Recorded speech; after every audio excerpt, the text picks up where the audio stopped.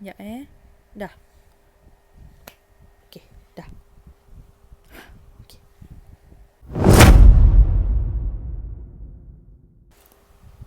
Hi guys, Assalamualaikum and welcome back to my channel. Okay guys, untuk minggu ni pasti korang tertunggu-tunggu kan.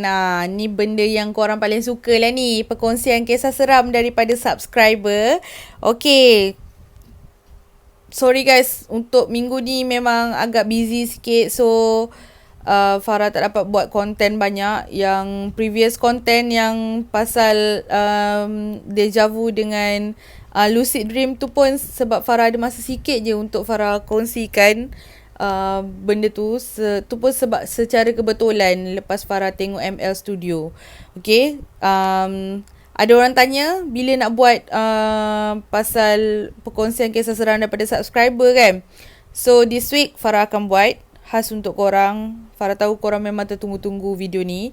And one more thing Farah nak bagi tahu awal-awal, untuk video kali ni kalau korang dengar bunyi angin, Farah minta maaf awal-awal sebab depan Farah ada kipas. Last content Farah letak mic dekat dalam tudung, so bergesek-gesek dengan tudung pun annoying juga bunyi dia kan. And kita teruskan dengan kisah seram daripada mereka. Ya, tuan-tuan dan perempuan. By the way, Farah nak tanya, korang suka Farah pakai tudung bawal ke pakai shawl? Komen dekat bawah, okay? Tiba. Okay, so tak nak buang masa korang, Farah nak share kisah seram yang pertama dikongsikan daripada Sufia. Okay, Sufia ni share kisah seram dia. Okay, kisah seram ni hari tu dia hantar pada 4 Jun. So, Farah dah asingkan kisah seram ni. So, Farah teruskan dengan cerita yang pertama, okay? Assalamualaikum Kak Farah. I'm one of your subscriber. Saya nak share a few stories yang saya pernah dengar and pernah alami sendiri. Okay, yang first story, kisah ni terjadi pada kawan saya. Okay, saya gelarkan nama dia sebagai Erin. Saya kenal dia semasa di PLKM. Dia satu dorm dengan saya. Tak, dengan dia lah. Dengan Sufia ni lah, bukan dengan saya, okay? Dia satu dorm dengan saya. Dalam dorm, kami ada 16 orang. So, dia cerita ada satu malam ni, dalam pukul 2-3 pagi, dia pergi ke tandas seorang-seorang sebab kawan-kawan lain semua dah tidur. So, dia tak nak kejut. And dia pergi seorang. Okay, dia masuk ke tandas cuci muka and dia jumpa kawan satu dorm kita orang juga. Saya gelarkan nama dia Isha. Erin ni nampak Isha ni nangis and dia tegur, tapi Isha tu macam menangis je non-stop. Erin pun macam pelik and dia start meremang bila tengok balik rambut Isha tu lain. Okay, dia baru perasan rambut Isha tu dia macam wavy dan sedikit perang. Tapi Isha yang dia tengok kat tandas tu, rambut dia wavy juga, tapi memang hitam pekat. Memang betul-betul lain. Okay, lepas tu dia macam dah tahu yang Isha tu bukan Isha yang sebenar, and dia just keluar tandas tu and masuk dorm balik.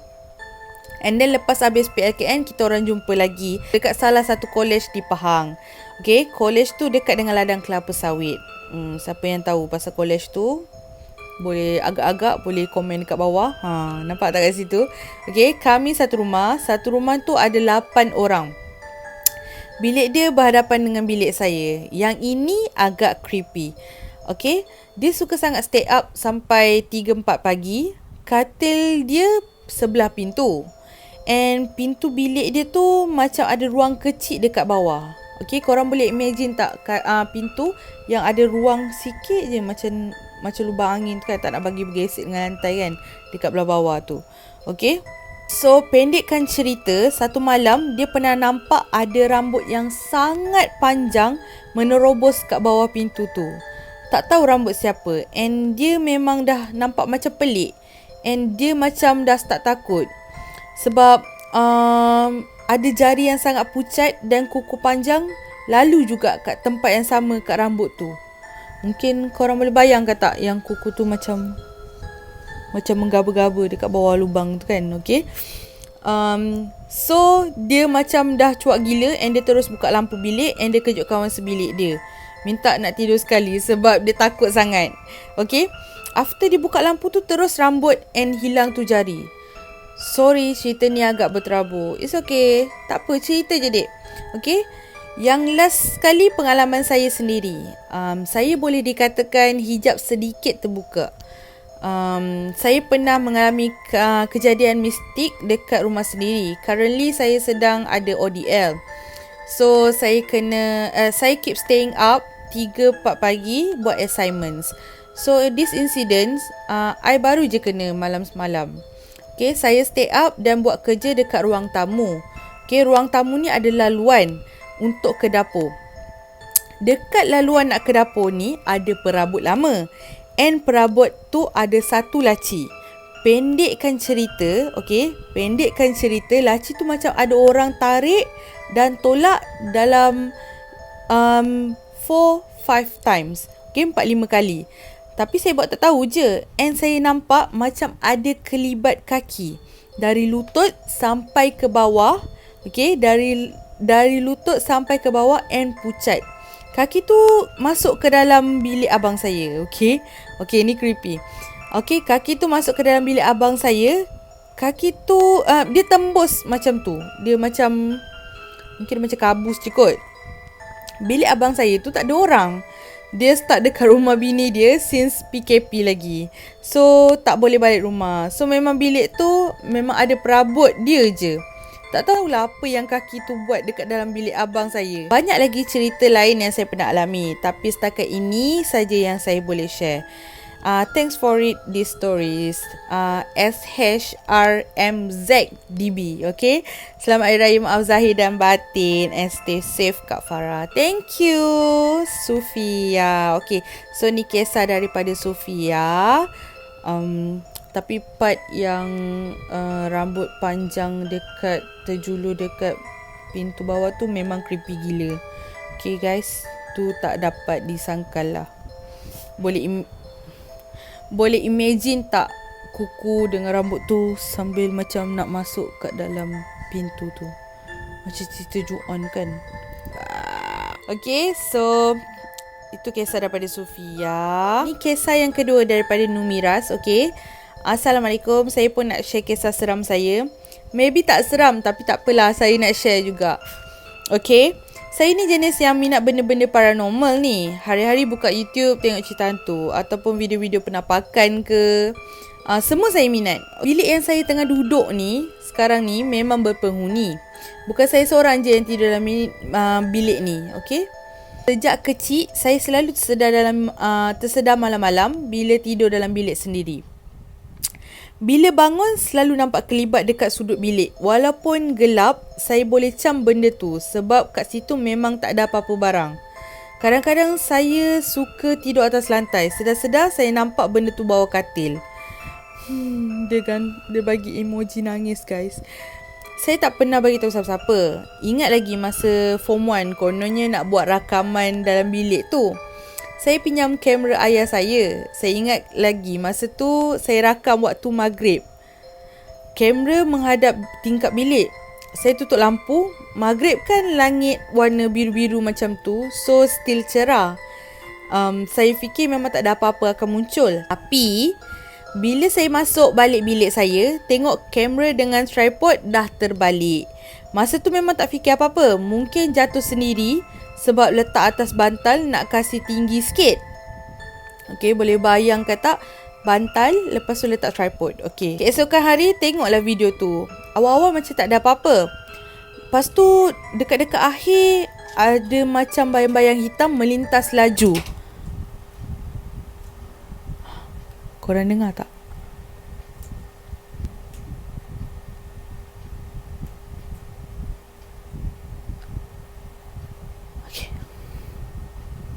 Kucing kot. Okay, tak apa. Okay, awal-awal macam tak ada apa-apa. Lepas tu macam dekat-dekat akhir macam ada bayang-bayang hitam melintas laju. Jelas sebab langit still cerah. Okay, dalam kurangan maghrib. Lepas tu dekat ujung-ujung video tu ada sosok perempuan macam rambut serabai tengah merangkak ke kamera saya. Mata kuning menyala. Dia tenung je. Lepas tu dia tolak kamera saya sampai jatuh. Tepat lepas kamera tu jatuh, saya masuk bilik. Tapi masalahnya, Dek, Kejap. Masalahnya bulu roma akak berlemang. Aku boleh imaginekan benda tu. Tapi masalahnya memang tak ada siapa-siapa dalam bilik waktu tu. Kalau adik saya, takkan cepat sangat dia keluar. Lagipun saya kunci pintu bilik dari luar. So, macam itulah cerita saya. Sampai sekarang saya menghuni dengan kelibat tu dalam bilik ni. So, maknanya dia still ada dekat dalam bilik tu dan dia sedang menaip dekat dalam bilik tu. Saya pernah bagi tahu dekat parents, tapi parents kata benda tu biasa. Video tu dah tak ada sebab kamera tu dah rosak. So bila tidur memang selalu baca doa, lepas tu selimut kaki sebab kaki paling sensitif untuk perempuan bila tidur. Yes, betul. Saya pernah panggil dia suruh keluar, tapi hantu manalah keluar time macam tu je. Tapi sejujurnya saya ni penakut tidur berteman. Thank you. Okay, adik ni memang berani guys. Sebab dia dah tahu dalam bilik dia ada benda. Dan dia still lagi stick dekat dalam bilik dia. Yelah, tu rumah dia sendiri. Kau nak suruh dia tidur kat mana? Dekat tepi jalan. Dah tentulah tidur dalam bilik dia, kan? Okay, thank you Nur Mira. Okay, Nur Mira, thank you for sharing your story. Okay, so seterusnya Farah nak kongsi last cerita daripada perkongsian kisah seram daripada subscriber. Okay, untuk konten ni, kisah yang nombor 3 Farah nak kongsikan dekat korang yang Farah dah pilih. So, Assalamualaikum Kak Farah. Waalaikumsalam. Saya selalu tengok konten YouTube Kak Farah. Jadi hari ni saya berminat nak ceritakan beberapa kisah seram yang terjadi pada keluarga saya. Saya Aisyah. Saya tak nak nama Instagram saya ditunjukkan. Okay, never mind. Nanti Kak Farah akan beepkan sebab tadi Kak Farah dah terlepas cakap nama IG awak. Nanti Kak Farah censored nama awak, okay? Nanti Kak Farah censored nama awak, okay? So, kisah nombor 1. Kisah ni masa saya sekolah rendah, tapi tak ingat umur berapa. Masa ni saya tinggal di rumah Tok Wan dan opa saya, okay? Kebiasaannya setiap malam saya akan ke bilik air untuk membuang apa yang patut sebelum tidur. Masa kecil ni memang saya berani pergi bilik air sendiri, tapi bila dah besar nak ke bilik air sampai berlari. For your information, bilik air rumah Tok Wan dan opa saya di luar rumah dan bersebelahan dengan hutan. Saya agak dalam 15 kaki macam tu lah nak ke bilik air tu. So malam tu saya pergi ke bilik air. Dan bilik air ni ada lubang-lubang kat bawah. Yelah, bilik air rumah kampung kan. Dan ketika saya berada dalam bilik air tu, saya terpandang kat lubang bawah sebelah pintu. Dan saya nampak sepasang kaki pucat. Okay. Dan berjubah hitam kot. Saya tak pasti dia atau apa. Tapi memang saya nampak pakaian bawah dia. Saya nampak macam jubah warna hitam. Tapi kaki dia tak jejak tanah. Tapi masa tu saya tak terfikir pun itu benda tu. Dan saya buka pintu bilik air, tak ada apa-apa. Jadi saya terus masuk rumah. Bila dah besar saya cerita kat mak. Tapi mak tak percaya sebab mak cakap mungkin masa tu saya tengah fikir macam-macam. Lepas tu terbayang-bayang benda macam tu. Dan dia hantar muka emoji macam ni. Okay, muka emoji redha gila. Okay, ini kisah nombor 2. Okay, yang ini adik saudara saya yang nampak sebab hijab dia memang dah terbuka dari kecil lagi. Masa ni family belah mak ada buat family days. Homestay yang kami menginap ni di Selangor. Pintu homestay ni sliding door. Jadi boleh nampak keadaan di luar rumah. Satu malam tu adik saudara saya ni dia panggil mak dia. Lepas tu dia cakap, "Mak, ada pakcik kat luar." Mak dia ingat ayah saudara kami lah yang di luar. Lepas tu adik saudara saya cakap, "Bukan." Dia cerita details dekat mak dia, fizikal pakcik tu. Dia kata pakcik tu muka putih, pakai jubah putih, dan pakcik tu lambai-lambai kat luar. Cepat-cepat mak dia tarik tangan dia masuk tidur. Yelah, mungkin sebab dia kecil lagi. Kebetulan hari tu dia demam, takut apa-apa jadi kan. Jadi itulah cerita saya. Kalau nak ikutkan memang banyak saya nak cerita, tapi itulah, nanti penat akan nak baca.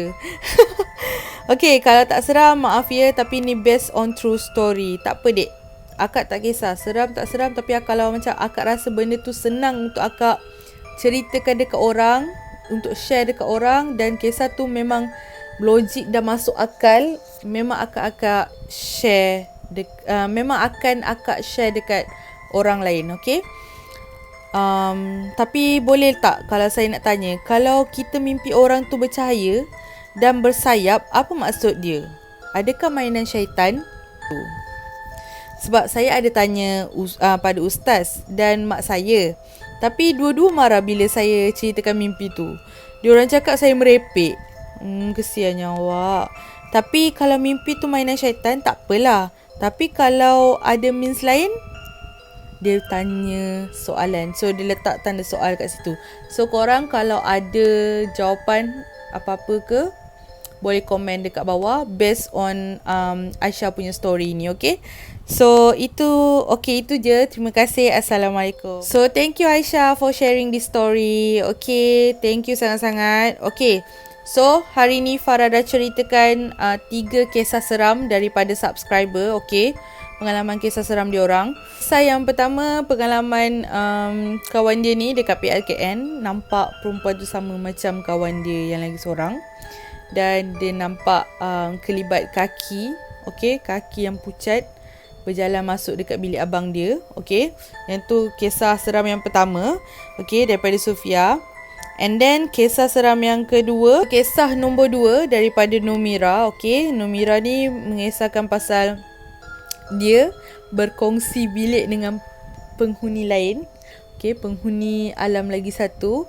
Okay, sebab dia ada buat rakaman semua, tapi video dah rosak, kamera dah rosak, so video tak dapat. So tak apalah, janji dia ada pengalaman based on the true story. Okay, so thank you Mira juga. And the last one is Aisyah. Thank you Aisyah for sharing story. Okay, yang ini pasal sekolah rendah dia, and then pasal adik sepupu dia, dan juga dia ada mengisahkan sikit pasal mimpi dia. Dia tanya dekat ustaz dia, dan dia tanya ke mak dia. Dua-dua marah dia sebab ingat dia merepek. So setakat itu saja untuk 3 kisah perkongsian daripada subscriber. Okay, korang ternanti-nantikan benda ni kan. So this week Farah bagi kat korang. Even Farah penat, tapi Farah share juga dekat korang. Okay, sorry guys sebab lambat sikit nak share konten untuk minggu ni. Okay, sebab Farah quite busy. Okay, and yeah, korang doakan Farah murah rezeki, sebab Farah ada jalankan bisnes kecil-kecilan. So bila siang kita orang Farah and husband ada COD barang.